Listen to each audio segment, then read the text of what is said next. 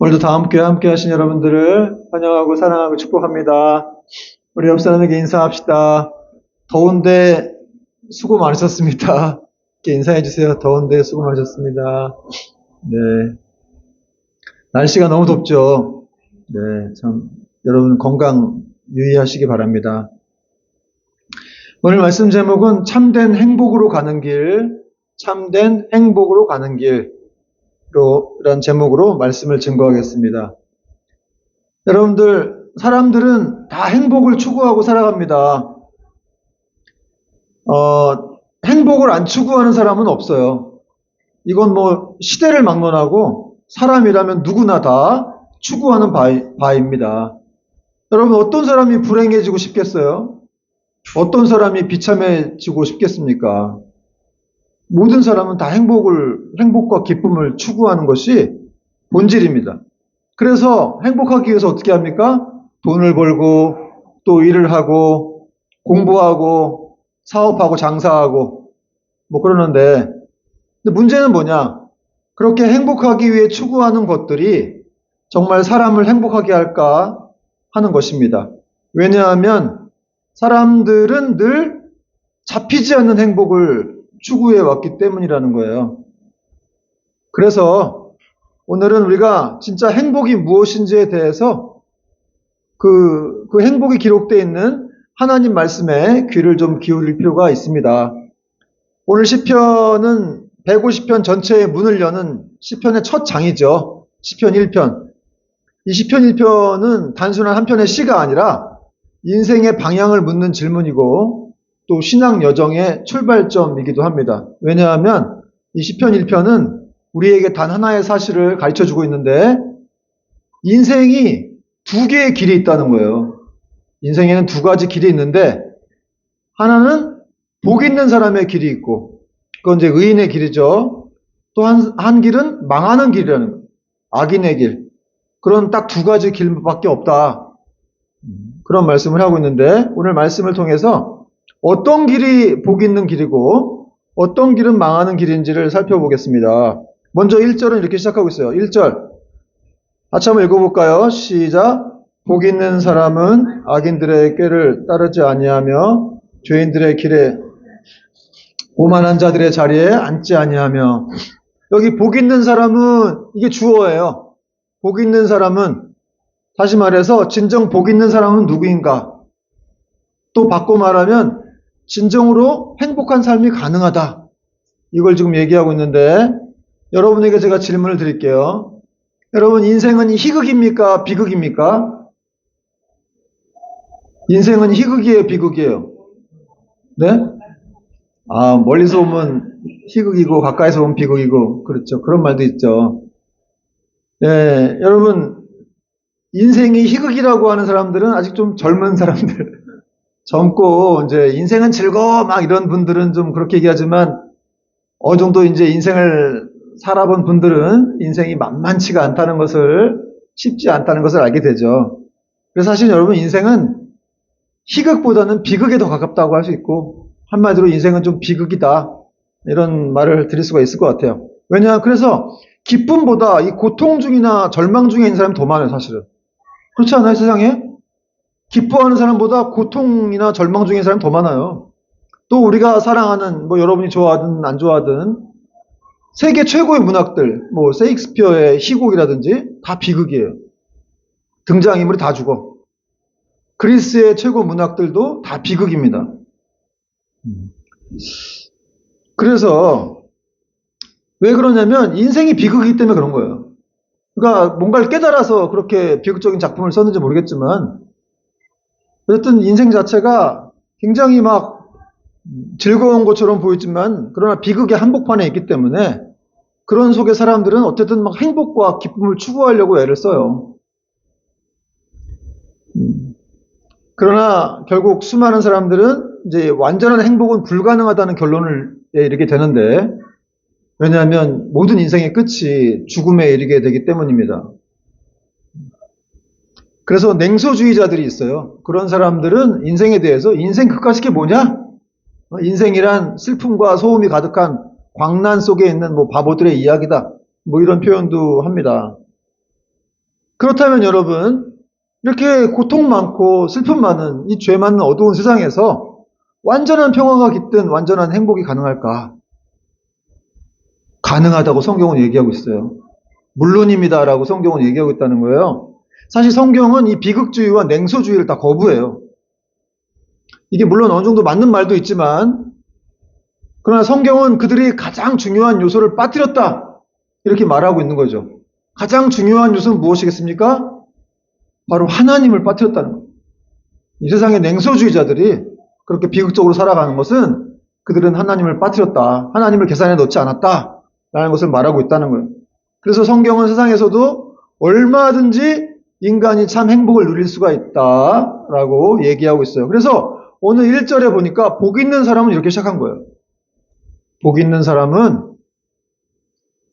여기 복은 히브리어로 아슈레라고 하는데, 이게 단순한 형통이나 물질적인 번영을 말하는 게 아니고 하나님과 바른 관계 안에 있는 사람이 누리는 깊은 평안과 충만함. 그러니까 세상에서 말하는 복하고 좀 다르죠. 세상에서 말하는 복이 뭐예요? 돈이 많고, 뭐 집이 좋고, 또 능력이 많고, 권력이 있고, 이런 걸 복이라고 얘기하는데 성경은 그게 아니라 하나님과의 바른 관계 속에서 거기서 오는 그 깊은 평안함과 충만함이 있다는 거예요. 그걸 진짜 복이라고 말하고 있다. 그래서 그런 사람은 항상 행복할 수밖에 없다는 거예요. 가진 거와 상관없이. 여러분 실제로 뭐 우리가 막 돈을 막 너무 막 갖고 싶어 하고 그렇지만 그거 가져봐야 별거 없다라는 거 많은 사람들이 이미 증명했잖아요. 연예인들도 이렇게 막 스타가 되고 난 다음에 허무해하고 그래서 중독으로 빠져버리게 되기도 하고, 뭐 기업가들도 마찬가지고, 그런 건 이미 세상에서 다 이렇게 드러난 일들입니다. 그래서 성경은 그걸 이미 말하고 있는 거예요. 거기 복이 있는 게 아니라 사실은 하나님과의 바른 관계, 그 속에서 인간이 붙들 수 있는 행복과 참 평안이 있다. 그걸 너희가 붙들어라, 이렇게 얘기하고 있는 겁니다. 또 그런 사람은 어떤 사람이냐? 악인들의 꾀를 따르지 않고 죄인의 길에 서지도 않고 오만한 자의 자리에 앉지도 않는다. 여러분, 이 오만한 자라는 말의 원어적인 뜻이 뭐냐면 하나님을 조롱하는 사람이에요. 하나님이 어디 있어? 막 이러면서 하나님을 조롱하고 대적하고 그 말씀에 관심도 없고 그냥 이렇게 자기 뜻대로 살아가는 사람들, 자기 마음대로. 그리고 하나님의 뜻대로 살려는 사람이 있으면 야, 그렇게 살면 안 돼. 하나님 버려. 뭐 이렇게 얘기하는 사람들을 오만한 자라고 하는데, 그런 죄인의 길에 서 있는 사람들이 복이 없는 사람의 길이라는 것이죠. 여러분, 우리는 혹시나 이렇게 좀 복 없는 사람의 길인 이런 죄인의 길에 서 있거나 하나님을 거부하면서 조롱하면서 말씀에는 관심 없는 이런 오만한 자리에 앉아있지는 않는지 우리가 돌아봐야 됩니다. 또 2절에 보니까 복 있는 사람의 특징을 말하고 있어요. 2절 보니까 오직 여호와의 율법을 즐거워하여 그 율법을 주야로 묵상하는 사람이다. 여기 핵심 단어는 뭘까요? 여기 핵심 단어는 즐거워하여예요. 즐거워하여. 그러니까 억지로가 아니고 의무감이 아니고 두려움 때문도 아니고 하나님 말씀을 사랑해서 즐거워해서 그 율법을 그냥 묵상하는 사람들, 말씀을 읽는 사람들이 진정 복이 있는 사람이다. 그러면 어떤 사람이 진정 복이 있는지 그 여부를 알 수 있는 방법은 그 사람이 정말 하나님 말씀을 즐거워하고 있는가. 하나님 말씀을 가장 큰 즐거움의 근원으로 삼고 있는지를 보면 그 사람이 복이 있는지 없는지를 알게 된다는 거죠. 여러분, 우리가 교회에 오래 다니고 신앙생활을 오래 했어도 하나님 말씀으로 즐거움을 누리지 못하고 다른 곳에서 즐거움을 자꾸 찾으려고 한다면 그러면 복 있는 사람이 아니라는 거예요. 시편 119편 97절은 말씀합니다. 내가 주의 법을 어찌 그리 사랑하는지요. 내가 그것을 종일 묵상하나이다. 다윗의 고백이죠. 이것이 바로 복 있는 사람이고 또 우리의 고백이 이런 고백이 되어야 할 줄로 믿습니다. 그러므로 여러분, 지금 여러분은 나는 과연 복 있는 사람으로 살고 있는가 생각해 봐야 됩니다. 또 복 있는 사람은 주야로 말씀을 묵상한 자라고 했는데, 묵상이라고 하는 게 뭘까요, 여러분? 묵상은 그냥 말씀을 단순히 읽는 게 아니라 말씀을 이렇게 씹는 거죠. 꼭꼭 씹는 거예요. 말씀을 잘근잘근 씹어서 그걸 잘 소화시켜서 넘기는 건데 말씀을 씹고 곱씹고 되새기고 그래서 말씀이 내 안에 이렇게 머무르게 하는 게 묵상이에요. 지난번에 그 어떤 영상 보니까 김영석 교수님이 그런 말을 했던데 말씀을 그냥 지나가게 하지 말고 그 말씀이 나를 딱 붙잡을 때 거기 머물러 있어라. 이런 아주 멋진 표현을 쓰셨는데 여러분 말씀을 보다가 여러분 말씀이 여러분을 딱 건드리면 그걸 딱 붙잡아야 돼요. 아, 하나님이 오늘 나에게 이렇게 말씀하시는구나. 이렇게 살아야 되겠구나. 그래서 그 말씀의 거울을 통해서 나는 정말 이렇게 살고 있나? 이렇게 비추어 보는 것. 이런 사람들이 복 있는 사람이다. 그러면 왜 하나님 말씀을 주야로 묵상하는 사람이 복 있는 사람일까? 첫째는 말씀 자체가 사람의 방향을 바꾸기 때문이에요. 여러분, 사람은 자신이 생각하는 대로 살아가요. 그래서 이렇게 뭐 마음속에 뭘 품고 있으면 그게 그 사람의 삶의 방향이 됩니다. 그래서 세상의 정보만 계속 듣잖아요. 세상의 정보만 듣거나 그들의 말만 들으면 불안해지죠. 계속 비교하게 되고 내가 지금 잘하고 있는 건가? 이런 생각이 들면서 막 욕심을 부리게 되고 또 두려움에 빠져가기가 쉽습니다. 그러나 하나님 말씀을 계속 묵상하다 보면은 하나님의 관점이 생겨요. 하나님의 시선이 보입니다. 그래서 맞아. 나는 하나님이 사랑하시는 사람이지. 난 하나님이 돌보시는 사람이지. 또 내 인생의 주인은 내가 아니라 하나님이시지. 두려워하지 말고 담대하라. 뭐 용기를 가져라. 기도하라. 용서하라. 이런 말씀들, 이런 하나님의 시선이 내게 들어오는 거예요. 그 진리가 나를 지배하면 어떻게 되겠어요? 그 다음부터는 삶의 방향이 틀려지는 것이죠. 그러나 자꾸 세상 속에 살면서 그 정보와 어떤 세상의 정보가 얼마나 빨리빨리 흘러가요. 바뀌기도 하고. 그런데 거기 있다 보면 계속 그냥 불안한 소리만 들리죠. 애들 학원 다 보내야 돼. 좋은 대학 보내려면 과외시켜야 돼. 막 이런 얘기. 그럼 나는 돈이 없어서 못하는 것 같으면 거기에 계속 불안해지고 나는 뭔가 내 자녀에 대해서 이렇게 뭔가 죄를 짓는 건가? 이런 생각이 들 수도 있지만 성경 봐봐요, 여러분. 거기 어디 그런 게 어딨냐고. 그런 말은 없어요. 오히려 공부는 당연히 해야 되는 거지만 사실 더 중요한 건 하나님을 닮아가도록 주야로 말씀을 묵상하고 예배하고 이런 것들을 강조하죠. 그래서 여러분 중요한 건 자꾸 하나님 말씀을 묵상하면 그 하나님의 진리가 나를 지배하기 시작한다. 또 말씀 묵상이 중요한 이유는 뭡니까? 말씀은 우리 영혼을 살리기 때문이에요. 여러분 밥을 먹어야 우리 몸이 좋아지듯이 우리 영혼도 말씀을 먹을 때 건강해지죠. 견고해집니다. 그래서 예수님도 사람이 떡으로만 살 것이 아니요 하나님의 입으로 나오는 모든 말씀으로 살 것이라 이렇게 말씀하셨어요. 여러분 만약에 사람이 하나님 말씀 없이 오래 살면 어떻게 될까요? 하나님 말씀 없이 오래 산다. 그럼 우리는 마음이 메말라져요. 마음이 메말라지고 또 죄에 무뎌지고 또 기도가 사라지고 이유 없는 공허감과 불안함이 찾아옵니다. 그 말씀이 없어서 그래요. 왜 이렇게 여러분 자꾸 불안한 줄 알아요? 물론 안 믿는 것도 있지만 말씀이 있는데도 안 믿는 것도 있지만 자꾸 말씀을 안 믿고 세상적인 정보만 접하니까 자꾸 불안한 거예요. 반대로 말씀을 가까이 하면 우리 영혼이 다시 살아나죠. 여러분 정말 어떤 성도들은 이 말씀 한 구절을 딱 붙들어서 그 말씀이 딱 자기를 쳐가지고 정말 절망 가운데 있다가 다시 일어날 힘을 얻게 되기도 하고 소망을 발견하게 되기도 하고 지혜를 얻고 죄를 끊을 용기를 얻게 되기도 합니다. 그럼 왜 한 구절의 말씀이 그렇게 힘이 있을까? 왜 그럴까요? 그 이유는 하나님 말씀이 단순히 이렇게 글과 정보가 아니라 그 말씀 속에는 성령님의 역사가 있다는 거예요. 성령님의 역사.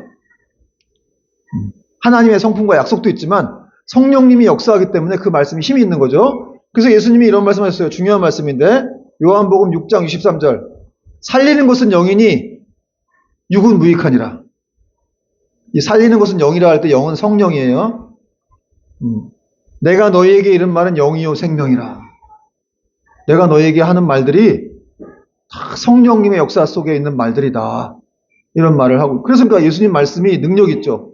그래서 예수님 말씀은 선포가 되면 죽은 사람이 살아나기도 하고, 바다가 갈라지기도 하고, 이 귀 먹은 자가 귀가 열리기도 하고, 안 보이는 사람이 눈이 떠지기도 하는 그런 일이 일어나는 거예요. 여러분 성경에도 보면 말씀으로 인해서 이렇게 영혼이 살아난 사람들이 많죠. 엘리야 같은 경우도 열왕기하 19장에 보면은 엘리야가 갈멜산의 큰 승리 이후에 이세벨의 말 한마디에 낙심해가지고 자기를 죽여달라고 그랬어요. 두려움에 빠져가지고. 잘 싸우다가 갑자기 낙심해가지고 나 혼자 남았으니까 죽여달라. 그런데 하나님이 천사를 보내서 엘리야를 위로했죠. 막 정죄하지 않고 혼내지 않으시고 엘리야에게 뭐 먹여주시고 재워주신 다음에 세미한 음성을 들려주셨습니다. 엘리야야 이렇게는 하셨고 이렇게는 하셨고 엘리야에게 야 너 말고 바알에게 무릎을 꿇지 않은 우리 내 백성들이 7천 명이 넘어. 너 말고 많이 있어 아직도. 직장에 여러분 혼자 있는 게 아니에요. 이 나라에 여러분 혼자 믿는 게 아니라고. 뭐 크리스찬이 1000만이나 되지만 여러분 직장 안에도 도대체 누가 믿고 있을까? 커밍아웃을 안 했을 뿐이지 엄청 많습니다. 그 안에도. 그러나 그렇게 정말 마음속에 뜨거움이 있는 사람들이 있다는 거예요. 결코 바알에게 무릎을 꿇지 않았다. 이 당시에 바알에게 무릎을 꿇지 않으려면 목숨을 각오해야 되는 거예요. 다 잡혀가 죽잖아요. 4천년 전인데. 근데 바알에게 무릎을 꿇지 않았다는 건 그냥 하나님께 목숨을 걸고 있다는 그런 사람들인데 엘리야는 자기밖에 남은 줄 알고 그냥 죽여달라고 그랬는데 하나님이 7천 명 더 있다. 여러분 언제나 하나님의 방법은 이렇게 하나님이 그런 어떤 방법들을 만드셔가지고 그렇게 일을 하게 하시는 줄 믿으시기 바랍니다. 결코 절망해서는 안 되는 거예요. 어떤 상황에서도 하나님은 어떤 사람을 통해서라도 어떤 환경을 통해서라도 반드시 역사하시는 분이라는 거죠. 또 베드로도 예수님을 부인하고 고향으로 돌아갔죠. 다시 어부가 됐는데 예수님이 찾아가셨어요. 부활하신 주님이 찾아가셔서 베드로에게 네가 나를 사랑하느냐? 그러면 내 양을 먹여라. 막 혼내지 않고 정죄하지 않고 찾아가셔가지고 네가 나를 정말 사랑하느냐? 그러면은 복음을 전하라 이거야. 내가 맡긴 양들을 사랑하라. 그렇게 말씀하시고 베드로가 회복이 됐죠. 여러분 또 기독교 역사 속에서도 이런 사례들이 있는데 종교개혁자 마틴 루터가 이 사람은 대단한 사람이에요. 3,000권이 넘는 책을 쓴 사람이기도 한데 근데 뭐 신학적으로도 굉장히 지성적이 높은 사람인데 근데 이 당시에만 해도 아직 그걸 좀 구분이 안 됐는지 자기 죄 때문에 굉장히 고민을 많이 했습니다. 내가 아무리 회개해도 하나님께 받아들여질 수가 없다 이렇게 생각을 한 것 같아요. 왜냐면 이 사람이 어떤 사람이냐면 카톨릭의 수사기 때문에 카톨릭의 수사니까 거기 이제 행위구원을 얘기하죠. 그 너무 괴로운 거예요. 그래서 자기 죄를 없애기 위해서 이 교회 계단이 1000개가 있는데 그 1000개를 맨 무릎으로 막 기어 올라갔어요. 그러면 죄를 좀 이렇게 내 죄가 잊혀질까? 내 죄가 용서받을까? 이래가지고 무릎이 터져갖고 막 피가 철철 나는데 그래도 또 죄를 짓고 해결이 안 되는 거예요. 그러니까 루터가 너무 괴로워하다가 성경을 보고 있는데 로마서 1장 17절 말씀에 딱 꽂혔어요. 그 말씀을 보니까 오직 의인은 믿음으로 말미암아 살리라. 이런 말씀. 그리고 예수 그리스도를 믿는 그 구원이라고 하는 것은 내 행위가 아니라 하나님의 은혜, 예수를 믿는 은혜에 달려있다는 것을 루터가 발견하게 됩니다. 그러고 나서 그것을 붙들고 이제 종교개혁을 시작한 거예요. 근데 루터가 종교개혁을 하면서 영적 전쟁을 막 심하게 치르고 있을 때였는데, 여러분, 오죽하겠습니까? 여러분, 거대한 카톨릭의 이런 거대한 세력과 싸우려니 혼자서 얼마나 힘들었겠어요. 언제 죽을지도 모르고. 그러니까 영적으로 막 쇠퇴해 있는데, 너무 피곤해서 이제 집에서 방에서 잠을 자고 있는데, 꿈을 꾼 거예요, 밤에. 낮에. 갑자기 마귀가 나타나가지고, 마귀가 커다란 이런, 두루마리를 다 펼쳐 보이더니, 거기에 루터의 죄들을 아주 막 자잘한 죄, 어릴 때부터 지은 죄들, 마음속에 숨겨진 죄들, 또 막 교만을 했던 죄들, 교만한 죄들을 아주 작은 글씨로 막 빼곡하게 적어놨더라는 거예요. 그러니까 루터가 그걸 딱 보더니 꿈이지만 말문이 막히더라는 거예요. 가슴이 답답하고. 그 마귀가 또 그러더래요. 네가 이러고도 무슨 하나님의 사도냐? 네가 이러고도 무슨 하나님의 일을 한다고 지금 설치는 거냐? 막 정죄를 하더라는 거죠. 여러분, 마귀의 특징은 정죄하고 막 고소하는 거예요. 고소하는 자란 뜻이죠, 마귀가. 루터가 막 답답했지만 순간 이것은 자기 자신을 바라보게 하려는 그 마귀들의 계획이라는 걸 알고서 갑자기 기도를 하는데 뭔가 이렇게 막 말씀이 딱 떠올랐어요. 그리고 그 말씀을 이렇게 썼다 그래요. 그 두루마리에다가 붉은 잉크로, 그 마귀가 가져온 두루마리에 붉은 잉크로 루터가 막 썼어요. 어떤 말씀이었냐면 요한일서 1장 7절입니다. 그 아들 예수의 피가 우리를 모든 죄에서 깨끗하게 하실 것이요. 그렇게 붉은 글씨로 그 아들 예수의 피가 우리를 모든 죄에서 깨끗하게 하실 것이요라고 썼다는 거예요. 그랬더니 갑자기 마귀가 사라졌다는 거예요. 하나님 말씀과 이렇게 예수 보혈의 공로를 의지했더니 그냥 마귀가 사라진 거예요. 그리고 이 영적 싸움을 겪은 후에 이 루터가 찬송시 하나를 작사했어요. 그게 바로 내 주는 강한 성이요 라는 그런 찬송시입니다. 여기다 곡을 붙여서 찬송가가 됐죠. 내 주는 강한 성이요 방패와 병기 되시니 그 환난에서 우리를 구하여 내시리로다. 옛 원수 마귀는 이때도 힘을 써 모략과 권세로 무기를 삼으니 천하에 누가 당하랴. 내 힘만 의지할 때는 패할 수밖에 없도다. 힘 있는 장수 나와서 내 알 대신하여 싸우네. 이 장수 누군가? 주 예수 그리스도 만군의 주로다. 당할 자 누구랴? 반드시 이기리로다. 이걸 3절까지 썼어요. 근데 영국의 프리미어 축구 보면 갑자기 이런 찬송가 갑자기 나오기도 하죠. 응원가로 이렇게 나오는데 이 사람들은 뭔지도 모르고 막 부를 것 같아. 제가 볼 때는 그냥 응원가로 부르고 있는데 사실은 원래 루터가 이렇게 작시를 해가지고 다른 사람이 곡을 붙인 찬송곡입니다. 여러분, 이렇게 우리 삶 가운데는 보이지 않지만 영적인 전쟁이 있어요. 그러니까 특별히 더 하나님의 일을 하려고 하는 사람들은 이렇게 마귀가 괴롭히는 거죠. 여러분도 아마 말씀에 더 붙들리고 매일같이 주야로 말씀 묵상하고 막 기도하고 이래봐요. 전도하고 이래봐. 그럼 꿈속에 마귀가 나타날 거예요. 그리고 정죄할 겁니다. 왜 우리는 마귀의 이런 역사가 없을까? 저도 잘 없는데.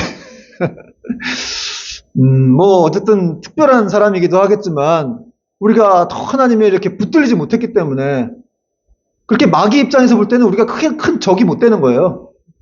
가소롭다 그럴까? 마귀 입장에서 볼 때는 교회는 다니고 있는데 그렇게 크게 그냥 위협되지 않으니까. 여러분, 오늘도 영국하고 노르웨이하고 축구했는데 노르웨이가 졌어요. 제가 괜히 얘기했나? 2대1로 영국이 이겼는데 그 노르웨이에 유명한 스포츠스타가 있어요. 엘링 홀란이라고. 근데 영국이 이긴 방법은 그 엘링 홀란을 꽁꽁 묶었다는 거예요. 그 사람 못 움직이도록. 제일 중요하니까. 제일 잘하니까. 여러분, 이렇게 악한 마귀도 그런 스타들을 알아. 영적인 스타들을 알기 때문에 그런 사람들을 꽁꽁 묶어요. 근데 웬만한 사람들은 안 묶고 내비둬도 되니까. 그러나 그렇게 위협적인 사람들은 그냥 막 기도 엄청나게 하고 이런 말씀 이런 사람들, 하나님 나라를 막 이렇게 움직이는 사람들은 그런 공격이 있다는 거예요. 여러분, 그런 영적인 싸움, 앞으로도 여러분에게 그런 일이 있을지 모르겠지만 그런 영적인 싸움에서 이길 수 있는 건 하나님 말씀밖에 없다는 거예요. 말씀을 대적을 해야 되는 거예요. 자기 인간적인 지혜와 의로움으로는 이 마귀를 대적할 수가 없어요. 이만큼 죄를 빼곡히 적어갖고 와가지고 보여주는데 어떡할 거예요? 그럼 정죄 받을 수밖에 없는데. 그러나 나는 하나님의 자녀다. 예수 그리스도께서 나를 위해 피를 흘리셨다. 나를 위해 죽으셨다. 그 아들의 피가 모든 죄를 나를 깨끗하게 하셨다. 이런 고백 속에 있을 때 우리는 승리할 수밖에 없다는 거죠. 또 여러분, 하나님 말씀은 많은 유혹과 흔들림 속에서 우리를 건져내죠. 여러분, 우리가 인생 살아가면서 얼마나 흔들릴 때가 많습니까? 많을 거예요. 그래서 흔들리다 보면 자기 감정대로 살 때가 많은데 그렇게 되기가 쉽죠. 그러나 우리 마음속에 말씀이 들어오고 채워지면 쉽게 무너지지 않습니다. 왜냐하면 붙들 수 있는 절대 기준이 있기 때문에 그래요. 자꾸 흔들리는 사람은 뭘 붙들 수 있는 게 없는 거예요. 제가 며칠 전에 쇼츠 영상 하나 봤는데 그 국민 가수 윤도현 씨가 나왔더라고요. 근데 이분이 여러분 윤도현 씨 아시죠? 오필슨 코리아. 오필슨 코리아 이런 분 있잖아요. 이분이 몇 년 전에 희귀 혈액암에 걸렸더라고요. 그래가지고 방송을 중단하고 항암 치료를 몇 년 동안 했는데 윤도현 씨가 병원에 갔다가 건강검진을 받고 집에 있는데 갑자기 병원에 전화가 왔더래요. 빨리 좀 병원에 오라고. 그러니까 왜 그러지? 갑자기? 그래가지고 막 좀 불안한 마음이 있었는데 떨리는 마음에 물어봤대요, 전화로. 혹시 암입니까? 그랬더니 암이라고 그러더래요. 네, 맞습니다. 그러면서 그 의사인지 간호사인지 그분이 아니 당장 죽는 건 아니니까요. 너무 걱정하지 마시고 이게 약 먹고 관리 잘 하시면 됩니다. 이러더래요. 근데 어쨌든 암이라고 하니까 여러분 생각해 보세요. 내가 지금 암에 걸렸어. 살 떨리죠. 어떻게 될지 모르니까.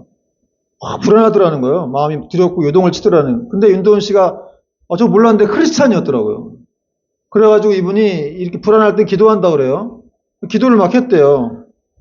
기도하면 평온해진다고 하면서 근데 자기가 그런 경험이 없었는데 그날 막 기도하는데 말씀이 확 들어오더라는 갑자기. 이사야 41장 10절 말씀이었는데 그 이사야 41장 10장을 얘기하더라고요.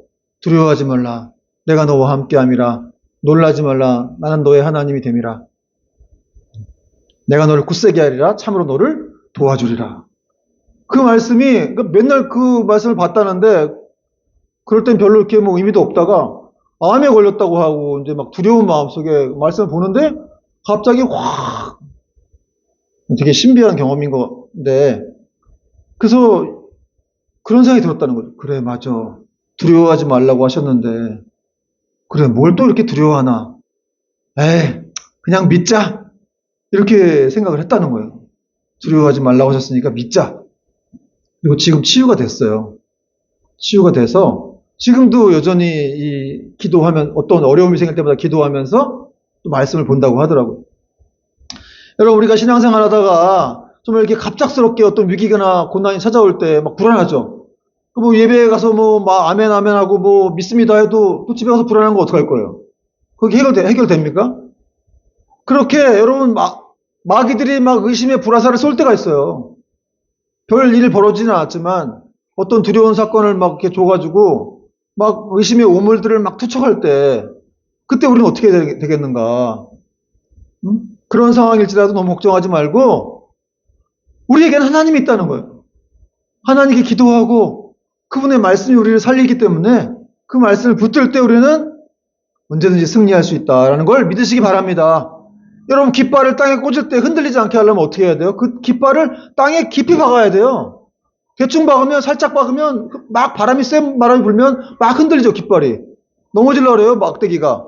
그러나 땅속으로 깊이 뿌리내리면 아무리 거센 바람이 불어도 미세한 그런 진동밖에 없다는 거예요.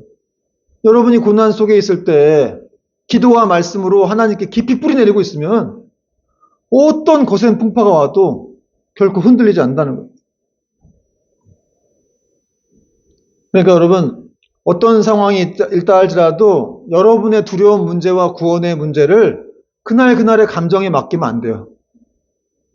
어떤 날은 기분 좋을 때는 막 뭐 대충 하나님 나를 사랑하시는 것 같다가 또 기분 안 좋으면 뭔가 하나님 나를 버리신 것 같기도 하고 안 사랑하시는 것 같기도 하고 내가 구원받지도 못한 것 같기도 하고 내 인생에 미래가 없는 것 같기도 하고 이렇게 된단 말이에요. 그러나 신앙이라고 하는 건 믿음이라고 하는 감정이 아니라는 거예요. 감정이 아니라 믿음은 뭡니까? 하나님의 약속을 붙드는 거예요. 그 약속을 붙들 때 그 진리가 나를 지배할 때 내 삶의 방향이 달라진다는 거예요. 하나님을 향할 수 있다는 것이죠. 미우라 아야코라는 일본의 크리스찬 유명한 작가가 이런 말을 했다 그러죠. 이렇게 햇빛을 등지고 있으면 그림자가 생긴다는 거예요. 내 인생에도 어두움이 그림자가 생기지만 그러나 우리의 햇빛 대신 예수 그리스도께 그 햇빛을 바라보고 있으면 그림자는 안 보인다는 거예요. 이건 설교 준비 안 한 내용인데 갑자기 생각났어요. 미우라 아야코 제가 좋아하는 작가인데 빙점 뭐 이런 거 쓴 작가죠. 길은 여기에 그런 작품들 보세요. 진짜 뭐 감동적이고 뭐 일본에도 이런 크리스찬이 있구나. 일본에는 크리스찬이 많지는 않은데 0.3%밖에 안 되는데 아주 유명한 이런 작가 그런 분들이 많이 있습니다. 목사님도 그렇고요. 자, 그리고 오늘 3절 말씀에 또 보니까 주야로 묵상하는 사람의 특징, 축복이 이렇게 있다고 말씀하고 있어요. 3절 말씀 같이 읽어보겠습니다. 시작. 그는 시냇가에 심은 나무가 철을 따라 열매를 맺으며 그 잎사귀가 마르지 아니함 같으니 그가 하는 모든 일이 형통하려다.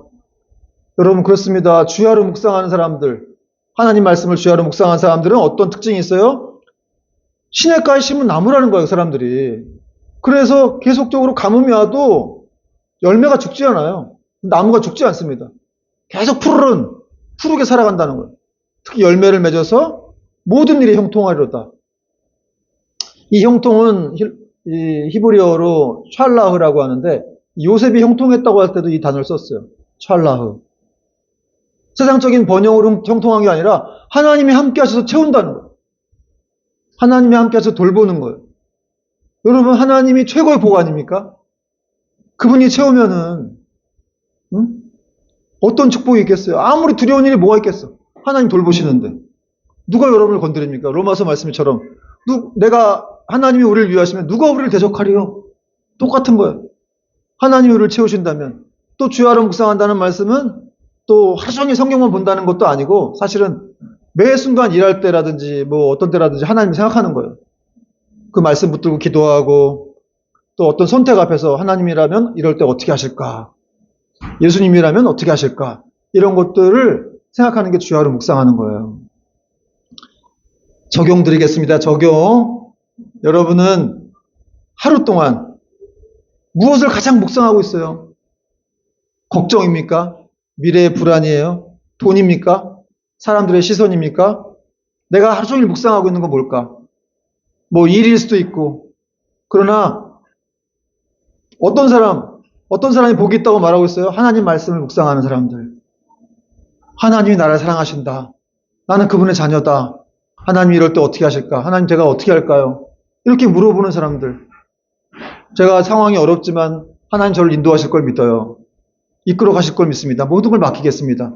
이런 사람들을 하나님이 기뻐하시고 축복하신다는 거예요. 자, 그리고 3절에는 또 중요한 내용의 말씀이 있는데 여기에는 우리가 왜 하나님을 사랑하고 그의 말씀을 즐거워하고 묵상해야 하는지 이유가 나와 있어요. 중요한 이유. 3절 보니까 그는 시냇가에 심은 나무가 철을 따라 이랬는데 열매를 맺으며.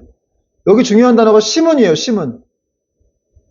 이게 시문이란 단어가 히브리어로 샤툴이라고 하는데 이 단어의 의미는 우연히 심겨진 나무가 아니라는 거예요. 누가 와서 심었다는 거예요. 누가 와서 심었어. 한마디로 누군가가 의도적으로 여기다 심은 거예요. 시냇가에다. 누굴까요? 그 하나님이 우리를 그 하나님의 정원에 심은 거예요. 여러분이 지금 여기 왜 교회에 왜 와 있어요? 하나님 자녀가 아니면 여기 어떻게 오냔 말이에요. 뭐 믿음이 뭐 더 큰 사람도 있고 적은 사람도 있겠지만 어쨌든 여기 앉아서 이렇게 말씀을 듣고 예배를 드리고 있다는 건 하나님이 이 정원에 여러분을 심으신 건 줄 믿으시기 바랍니다. 여기 하나님의 이 천국 낙원에 천국을 연습하는 곳인 이 교회에 하나님이 여러분을 심은 거예요. 여러분의 가정이 하나님을 심었습니다. 여러분의 가정을 버리면 안 돼요. 아, 이 가정에 나를 심으셨구나. 가장 축복된 장소이기 때문에 여기 심은 거예요. 이 남자를 심은 거고, 이 아내를 심은 거고, 이 자녀를 심은 거고, 또 이 교회도 여러분이 우연인 것처럼 보이지만 혹시 다른 데 가고 싶진 않죠? 이 교회에 하나님이 여러분을 심으신 거예요. 그래서 하나님의 축복 가운데 여기 있는 거기 때문에 아, 하나님이 나에게 가장 좋은 걸 주셨구나. 나를 좋은 곳에 심으셨구나. 그래서 하나님이 그 영생의 말씀을 우리한테 심었습니다. 그런 거예요. 그래서 여러분이 뭐 성경도 안 읽고 뭐 기도도 안 하는 사람도 있겠지만 그래도 이렇게 예배에 나와서 또 말씀 듣고 기도하고 집에 가면 또 성경을 보기도 하고 설교를 듣기도 하고 하는 거예요. 그 영생의 말씀이 우리한테 심겨졌기 때문에 의도적으로 누가 그걸 심었어요. 우리한테. 되게 감동적이죠. 저도 설교 준비하다가 내가 왜 목사가 됐을까? 왜 나는 목사를 하고 있을까? 내 친구들은 다 지금 술 먹고 밖에 이렇게 다 놀고 있는데 나만 어떻게 이렇게 이 나이까지 이렇게 목사가 돼서 선교를 다니고 전도를 하고 교회에서 예배를 인도하고 있을까?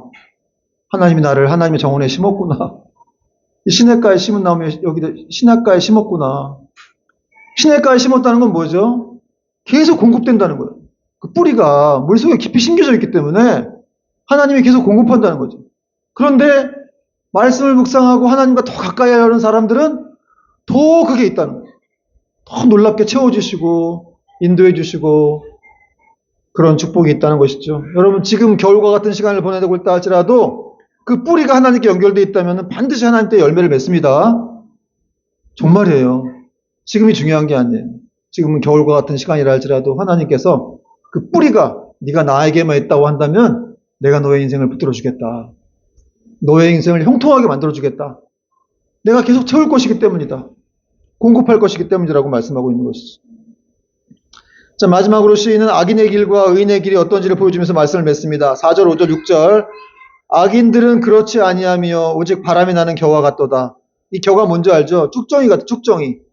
그냥 알곡은 없고 껍데기만 있어갖고 깃털처럼 가벼운 건데 그냥 버려지는 거예요. 쓸모없는, 의미 없다는 거예요. 그러니까 악인들이 의미 없다는 거죠. 여러분 악인들, 하나님 안 믿는 사람 중에 잘 사는 것처럼 보이고 성공한 사람처럼 보이는 사람도 있지만 그게 아무 의미 없다는 거예요. 왜냐하면 이런 사람들은 악인들은 심판을 견디지 못하며 심판이 있다는 거예요. 무서운 심판이 기다리고 있다는 거예요. 죄인들이 의인들의 모임에 들지 못하리로다. 의인들의 모임은 천국을 얘기합니다. 교회. 천국. 여기 들어오지 못한다는 거예요. 그 세상에서 아무리 똥똥거리고 살아도 하나님의 모임에 못 들어오는 거예요. 그게 악이고 그게 저주라는 거예요. 아무리 가난해도 여기 있으면 하나님 안에 있고 교회 안에 있으면 그게 축복이라는 거예요. 그리고 의인들의 길은 하나님이 인정해 주신다 그랬는데 인정한다는 말은 알고 계신다는 뜻인데 그냥 피상적으로 알고 있는 정도가 아니라 그 사람을 다 알고 계시기 때문에 뭐가 필요한지 또 어떻게 가야 하는지를 다 아셔서 그걸 도와주시고 채워주신다. 그게 의인의 길이라고 말씀하고 있습니다. 말씀의 결론을 맺겠습니다. 여러분, 사랑하는 여러분, 여러분은 지금 어느 길에 서 있습니까? 의인의 길에 서 있는지 악인의 길에 서 있는지. 여러분 하나님의 말씀을 무시하고 조롱하고 관심 없는 사람들은 악인의 길에 서 있다고 성경은 얘기하고 있어요. 그러나 하나님의 말씀을 주야로 묵상하고 즐거워해서 그 말씀을 사랑하는 사람들은 의인의 길에 있다고 말씀하고 있습니다. 여러분 하나님이 우리를 하나님의 정원에 심으셨습니다. 그래서 여러분은 사실은 의인의 길에 서 있는 거예요. 그냥 은혜 속에 있는 거예요. 그냥 내가 원하진 않아도 거기 심겨졌어, 시냇가에. 그러므로 더 말씀 붙들고 살아라는 거야. 내가 너를 그렇게 했기 때문에 너의 주인인 나를 무시하지 말고 나와 함께 살자. 내가 너를 위해 십자가에 벗겨 죽었다.